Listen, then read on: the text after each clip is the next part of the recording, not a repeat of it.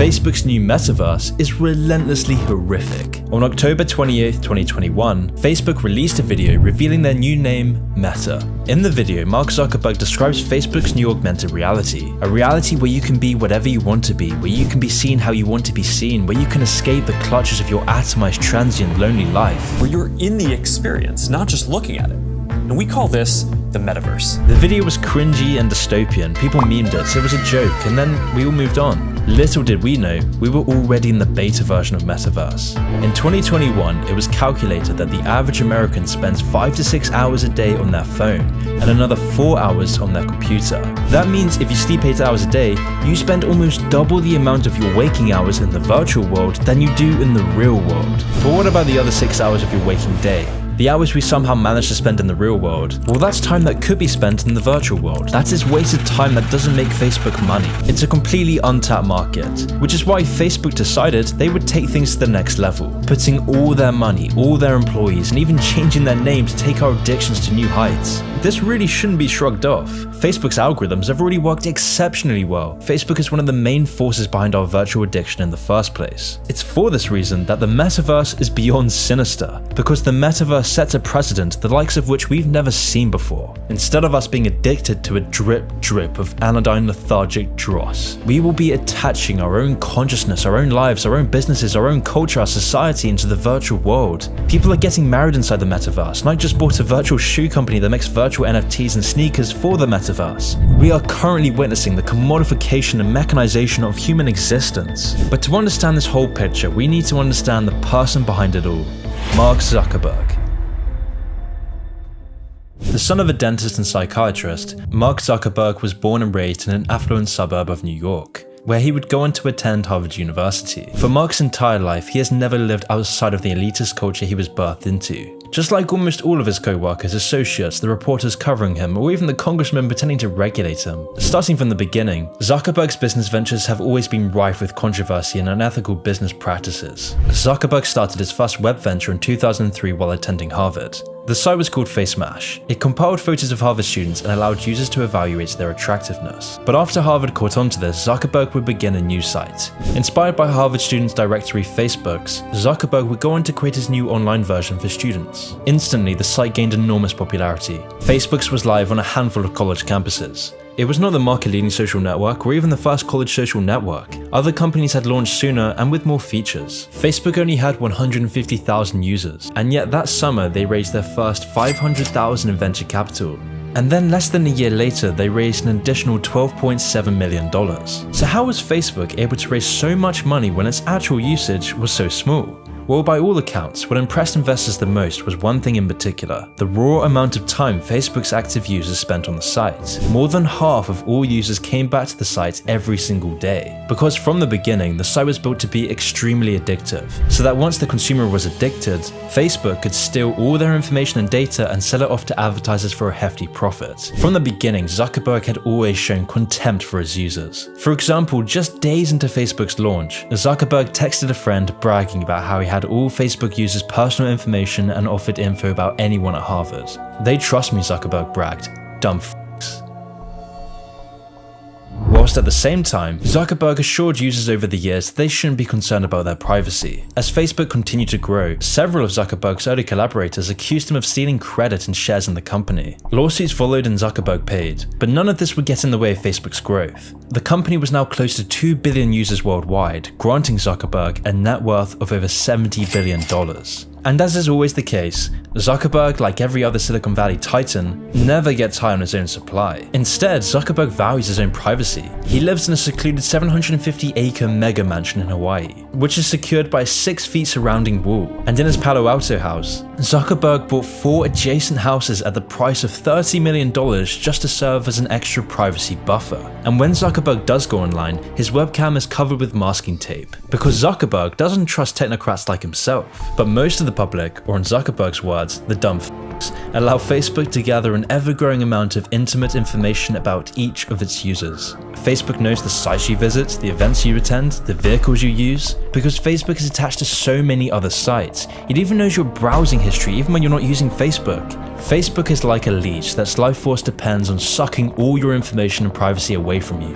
By synthesizing this information, Facebook's algorithm can make astonishingly accurate assumptions about your life. It can know your assets even if you've never mentioned a word about money, wealth, or your investments. Facebook's facial recognition software is now so advanced that it can detect users and uploaded photos even if the user hasn't been tagged. Because this is the core of Facebook's exponential growth. This is where the real money and wealth behind Facebook lies. Facebook serves as the ultimate hub for advertisements. Its algorithms work to create the most finely tuned ad pictures in history. Facebook's success is predicated on how long it can addict the user, which they can then sell off this engagement to advertisers. And the company has been insanely successful at doing that, with roughly 200 million Americans and Canadians using the app every day.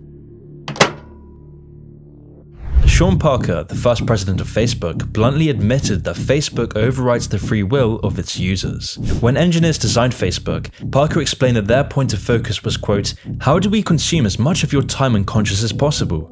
In his XEO article, Parker admitted that Facebook wasn't just addictive as a virtual drug, but was having similarly wide-reaching effects. Quote, "Facebook literally changes your relationship with society and with each other. God only knows what it's doing to our children's brains." This was a stunning admission, but it received surprisingly little attention at the time, because deep down we all want to ignore this reality. It's just easier to be comfortably numb. The closest analogy I could think of to the addictive power of social media is probably heroin. Heroin gives an illusion of knowing and of control. The heroin addict is analogous to the social media consumer, where what is seen feels real. The virtual world allows the user to blot out the real world and enter into a pleasurable passive numbness. You become absorbed by the dopamine, hooking you to look at the next thing and the next thing. And just like any other addiction, people always overestimate their control over their virtual usage. And most importantly, the damage social media addiction has on the lives of its users and society is what, in my view, defines it as a serious addiction. And just a few months ago, Frances Haugen revealed Facebook is ripping apart the social fabric of how society works, and science agrees. A 2017 study in the American Journal of Epidemiology found that the use of Facebook correlated with declining psychological and even physical health. The more time spent on Facebook, the worse the user's mental health. And Facebook's other app, Instagram, is even worse. A 2017 study by the British Royal Society for Public Health discovered that Instagram was the most damaging social media site, causing loneliness, anxiety, and depression. This isn't a secret to Zuckerberg, or even the public at this point. It's an established fact. But if you thought Facebook's global omnipresence wasn't creepy enough, things are about to get a whole lot more dystopian. In 2013, Zuckerberg foresaw that Facebook was going to plateau. Almost all big tech companies reach their expiry date as quickly as their rise. MySpace, Napster, Yahoo. So Facebook needed to take on radical change, which is why they began to invest everything into VR technology, putting their finest programmers, engineers, designers to revolutionize social media. It would take over 8 years for their first prototype to be produced, and it was called the Metaverse. Now, what's the Metaverse? Well, according to Zuckerberg, the Metaverse is the next version of the internet. Facebook promises that the Metaverse will introduce the world to a new reality, a reality made up of different worlds, avatars, and businesses. Professor Reed explained that, quote, "The Metaverse's ultimate aim is not just virtual reality or augmented reality, it's mixed reality. It's blending the digital and real world together. Ultimately, this blend may be so good and so pervasive that the virtual and real become indistinguishable. And the market for that is gigantic. Whoever controls it will basically have control of your entire reality." Our minds have already been jacked into the system. That your phone is already an extension of you. You're already a cyborg. Most people don't realize they are already a cyborg. That phone is an extension of yourself. But once we live inside the virtual world, where an entire society, economy, and culture exists in this world, that's when we should be deeply concerned. This is potentially the biggest threat to humanity as we know it. But to understand why, let's first look at the experience machine. Philosopher Robert Nozick coined the idea of the experience machine in the 1960s, and his version of the experience machine has uncanny parallels to the metaverse. The experience machine is a thought experiment, where you can put an electrode in your head and you can simulate neurotransmitters that you can live life in infinite bliss. Most rational humans would completely reject this. They wouldn't want this. They'd want a meaningful life. But what if you could put an electrode in your head that gives you endless meaning? Well, I'm starting to worry that that's the situation we find ourselves in now, where the metaverse will provide you meaning through shops, businesses, meeting friends, celebrity worship, instant news, instant pleasure, and shallow meaning in the metaverse. You'll be able to feel as much pleasure as you want and do whatever you want. You can feel like what you're doing is meaningful because that's the illusion needed to keep you stuck in the metaverse algorithm.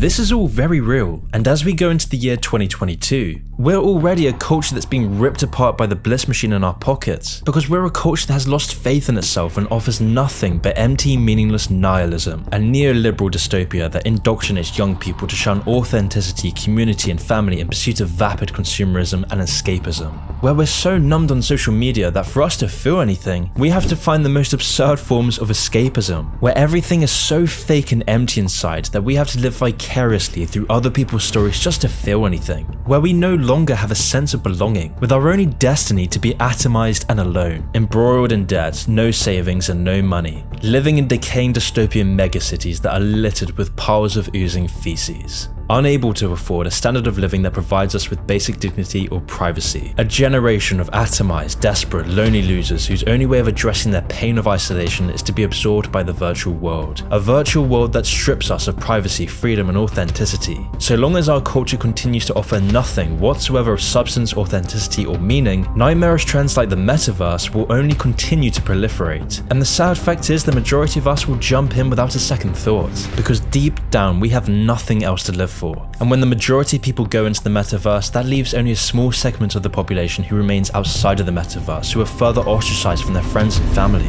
And of course, Zuckerberg knows this, and he wants this. He's the architect of this, because this allows him to become the prophet, the god of an entirely new reality, the creator looking over his population of dumb f***s, an increasingly narrow group of technocrat billionaires who have full control over the lives of the global population. A metaverse of socialism for the rich.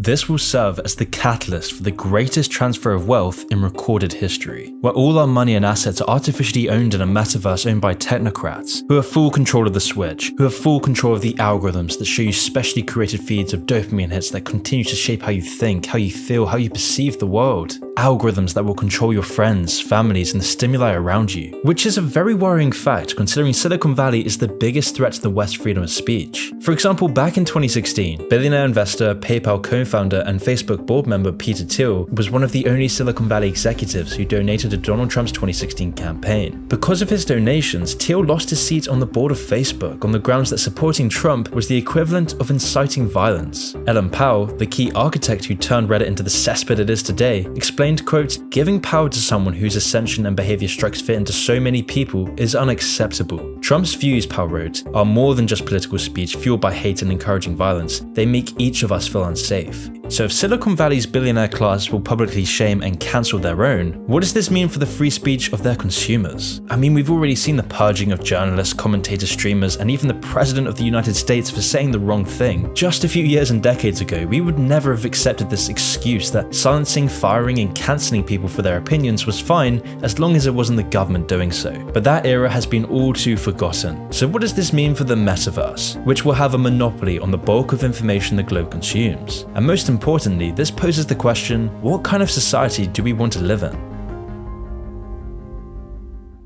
The metaverse will grant the control of a new reality to a man who's already tearing up the fabric of society, sowing the seeds of distrust and hate across the world. And now he's the man who will dictate what you see and feel. But it is going to bother you because you're human, and I was human. I am human, still. Our society has been descending into madness at such an accelerating rate that the metaverse is promoted as our only redemption. Promoted by Silicon Valley technocrats, the World Economic Forum, and our current plutocracy. Because not only does the metaverse give them more money, more wealth, more investments, but it also gives them unrivaled power. We're already seeing countries like China using dystopian social monitoring technology to control their population, where China is combining their health program and their social credit system to create a civilization code. A civilization code that gives people a civilization score that ranks them. A rank that the CCP uses to judge who gets to enjoy the benefits the state provides and who gets restricted and punished. 是已经被限制这个自由的出行了，就是订票啊，我们高铁和飞机都不行。我跟你演示一下，我们用这个 APP 来订票。现在是我们从重庆到西安，我们来订一张票，订一张过几天的票。And what does it say? 然后就显示那个出票失败，说我已经被法院依法限制高消费，限制乘坐 G 字头列车。